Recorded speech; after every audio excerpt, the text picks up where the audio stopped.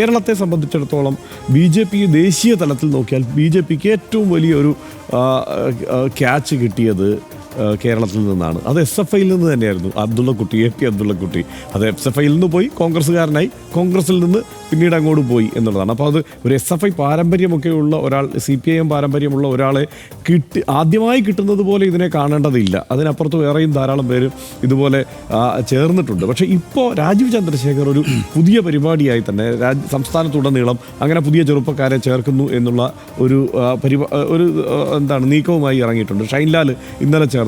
കോൺഗ്രസിൻ്റെ സംസ്ഥാന സെക്രട്ടറി ആയിരുന്നു. പക്ഷേ നമ്മൾ പറഞ്ഞ പോലെ യൂത്ത് കോൺഗ്രസിൻ്റെ ഒരു സംസ്ഥാന സെക്രട്ടറി ചേരുമ്പോൾ ഇല്ലാത്ത വലിപ്പം SFI യുടെ ഒരു സംസ്ഥാന വൈസ് പ്രസിഡന്റ് ചേരുമ്പോൾ ഉണ്ടാവുന്നതിൻ്റെ ഒരു കാരണം എന്ന് പറയുന്നത് SFI കാരങ്ങനെ പോകില്ല എന്നതുകൊണ്ടാണ്. പക്ഷേ ഈ ആരോപണം ഉണ്ടാവുമ്പോൾ സ്വാഭാവികമായും പുറത്തു പോയാൽ, ഇപ്പോൾ മദ്യപിച്ച് ഇങ്ങനെ നൃത്തം ചെയ്തു എന്ന് പറഞ്ഞൊരു വീഡിയോ അടക്കം പുറത്തു വന്ന് അങ്ങനെ പുറത്താക്കിയ ഒരാളെ സംബന്ധിച്ച് ആ സംഘടനയിൽ പിന്നെ ഒരു സാധ്യതയില്ല. കോൺഗ്രസിലേക്കും മദ്യപിച്ചതിന് പുറത്താക്കിയ ഒരാൾക്ക് പിന്നെ ഒരു സാധ്യതയില്ല.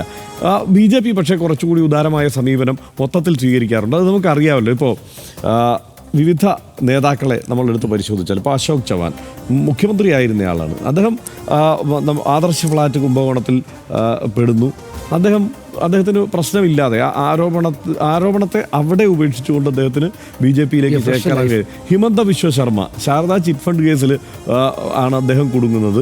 അദ്ദേഹത്തിന് ആ ആരോപണത്തെ അവിടെ ഉപേക്ഷിച്ചുകൊണ്ട് BJPയിലേക്ക് ചേക്കേറാൻ പറ്റുന്ന ഒരു സാഹചര്യം ഉണ്ട്. അതുപോലെ ഇപ്പോൾ നാരായണ റാണെ എടുത്താലും ജഗദീഷ് ഷെട്ടാറെ എടുത്താലും ഇതെല്ലാം മുഖ്യമന്ത്രിമാരുടെ കാര്യമാട്ടോ ഞാൻ പറയുന്നത്.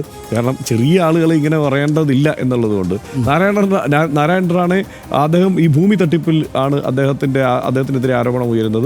അദ്ദേഹം BJPയിലേക്ക് പോയി ചേരുന്നു. ജഗദീഷ് ഷെട്ടാർ കോൺഗ്രസിൻ്റെ കർണാടകത്തിലെ പ്രമുഖനായ നേതാവായിരുന്നു. ഖനി അഴിമതി ആരോപണത്തിലാണ് അദ്ദേഹം കുടുങ്ങുന്നത്. അദ്ദേഹം ആ അഴിമതി അവിടെ അവസാനിപ്പിച്ചുകൊണ്ട് BJP ചേരുന്നു. അപ്പോൾ BJP ചേരുമ്പോൾ ഒരു ഗുണം എന്താണെന്ന് വെച്ച് കഴിഞ്ഞാൽ ഈ അഴിമതി ഒരു വാഷിംഗ് മെഷീനായി അത് പ്രവർത്തിക്കുന്നു എന്നുള്ളത് വാസ്തവമാണ്. അതുവരെയുള്ള ആരോപണങ്ങളെ അവിടെ കളഞ്ഞുകൊണ്ട് പ്രവർത്തിക്കാൻ പറ്റുന്ന ഒരു പാർട്ടി BJP ആണ് എന്നുള്ളത് കൊണ്ട് ഈ അഴിമതി ആരോപണം നേരിട്ടവർക്ക് പോകാൻ പറ്റിയ പാർട്ടിയാണ് BJP.